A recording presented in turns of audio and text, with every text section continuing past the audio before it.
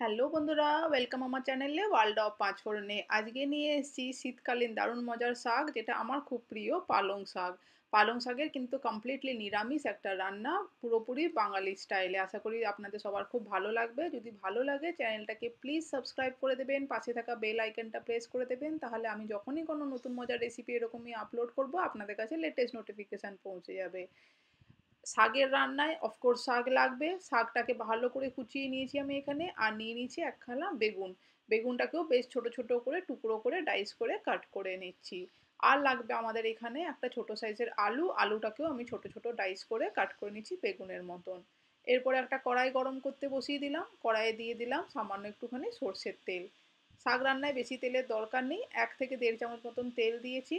এরপরে ছোট বড়ি ছিল মুসুর ডালের আমার কাছে, সেই বড়িগুলো ভালো করে ভেজে নিলাম। যে কোনো বড়ি দিলেই হবে, বড়িটা অবশ্যই ব্যবহার করবেন এই রান্নাতে, তাহলে খুবই ভালো একটা ফ্লেভার এবং টেস্ট আসে।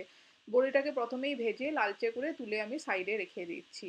এরপরে যেটুকু তেল আছে সেই তেলের মধ্যে ফোড়ন দিয়ে দেবো। সবার প্রথমে দিয়ে দিলাম আমি একটা শুকনো লঙ্কা ফাটিয়ে। তার সঙ্গেই দিয়ে দিচ্ছি আমি এখানে সামান্য একটুখানি পাঁচ ফোড়ন। পাঁচ ফোড়নটা দিলে শাকের মধ্যে দারুণ একটা ফ্লেভার আসবে, সেই জন্য একটুখানি পাঁচ ফোড়ন দিয়ে দিলাম। ফোড়নটা হয়ে যেতে 30 সেকেন্ড নেড়ে চেড়ে দিলাম। যখন একটা সুন্দর মিষ্টি গন্ধ আসলো ফোড়ন থেকে, তখন আগে থেকে ডুমো করে কেটে রাখা আলুটাকে আমি দিয়ে দিলাম।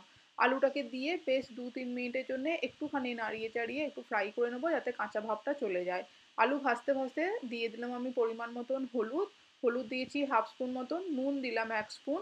নুনটা বুঝে দিতে হবে, পালং শাকটা কিন্তু একটু নুনচে টেস্ট থাকে, সেই জন্য নুনটা বুঝে দিতে হবে। 1 চামচ নুন দেওয়ার পরে দিয়ে দিলাম সামান্য একটু পিঞ্চ অফ চিনি, টেস্টটা ব্যালেন্স করার জন্যে। দিয়ে আলুটাকে 2-3 মিনিট একটুখানি ভেজে নিলাম। আলুটা মোটামুটি কুক হয়ে যেতে দিয়ে দিচ্ছি এর মধ্যে আগে থেকে কেটে রাখা বেগুনটা। বেগুনটাকে দিয়ে ভালো করে নেড়ে চেড়ে মিক্স করে নেবো। দিয়ে এটাকেও 2 মিনিটের জন্য একটুখানি ফ্রাই করে নেবো। আমি সামান্য একটুখানির জন্য টাইমের জন্য ঢাকা দিয়ে দিচ্ছি, যাতে আলু আর বেগুনটা একটু 50% কুক হয়ে যায় এখানে।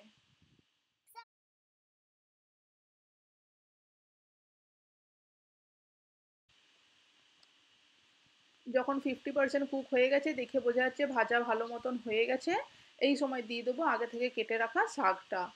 খুবই চটজলদি আজকের রেসিপিটা, একদম তাড়াতাড়ি হয়ে যাবে এবং গরম ভাতের সঙ্গে দারুণ লাগে এরকমভাবে একবার শাকটা রান্না করলে। তাই অবশ্যই বাড়িতে একবার ট্রাই করবেন। পালং শাক এখন টাটকা টাটকা বাজারে উঠছে।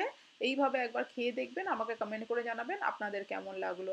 শাকের পরিমাণটা কিন্তু অনেকখানি রয়েছে এখনো পর্যন্ত, কারণ এটা শাকটা রান্না হলে অল্প একটুখানি হয়ে যায়, তাই প্রথমে একটু বেশিই লাগছে। আমি কিন্তু শাকটা দেওয়ার সঙ্গে সঙ্গে নাড়াচাড়া করিনি, পড়ে যাওয়ার চান্স থাকে, সেই জন্যে কিছুক্ষণের জন্য 2 মিনিটের জন্য ঢাকা দিয়ে দিয়েছিলাম। শাক থেকে একটু জল বেরিয়ে এসে শাকটা একটু কমে গেছে এবং একটু নরমও হয়ে গেছে।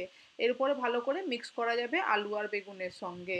এটাতে কিন্তু কোনো আর কিছু ড্রাই স্পাইসেস যাবে না, সিম্পল বড়িরই ফ্লেভার আসবে এবং বেগুন আর আলুটা দেওয়ার জন্য তারও টেস্টটা অন্যরকম হবে। আরও 5 মিনিটের জন্য ঢাকা দেওয়ার পরে দেখুন শাক থেকে খুব সুন্দর কিন্তু জল বেরিয়ে এসছে। এক্সট্রা কোনো জল ব্যবহার করার দরকার নেই এই রেসিপিতে। এরকমভাবেই রান্না করবেন, একটু মাঝে মাঝে ঢাকা না খুলে একটু করে নেড়ে চেড়ে চেক করে নেবেন, যাতে নিচে ধরে না যায়। শাকটা এই সময় দেখুন খুব ভালো মতন সেদ্ধ হয়ে গেছে। এই সময় দিয়ে দিচ্ছি আগে থেকে ভেজে রাখা বেগুনটা। বেগুনটাকে দিয়ে কিন্তু এবারে গ্যাসের ফ্লেমটা আমি হাই করে দেবো। বেগুন আলুটা কিন্তু কমপ্লিটলি সেদ্ধ হয়ে গেছে। যেটুকু জল আছে সেটা যাতে শুকিয়ে যায়, ওই জন্য হাই ফ্লেমের মধ্যে বড়িটাকে দিয়ে আমি নেড়ে চেড়ে একটুখানি মিক্স করে নিচ্ছি। 2 মিনিট পরেই দেখুন শাক থেকে কিন্তু জল কমপ্লিটলি ড্রাই আউট হয়ে গেছে। পালং শাকের ঘন্ট নিরামিষভাবে completely ready to be served গরম ভাতের সঙ্গে। তাহলে দুপুরে বানিয়ে একবার খেয়ে দেখুন আর আমাকে কমেন্ট করে জানান আজকের রেসিপিটা কেমন লাগলো। যদি ভালো লাগে লাইক শেয়ার সাবস্ক্রাইব।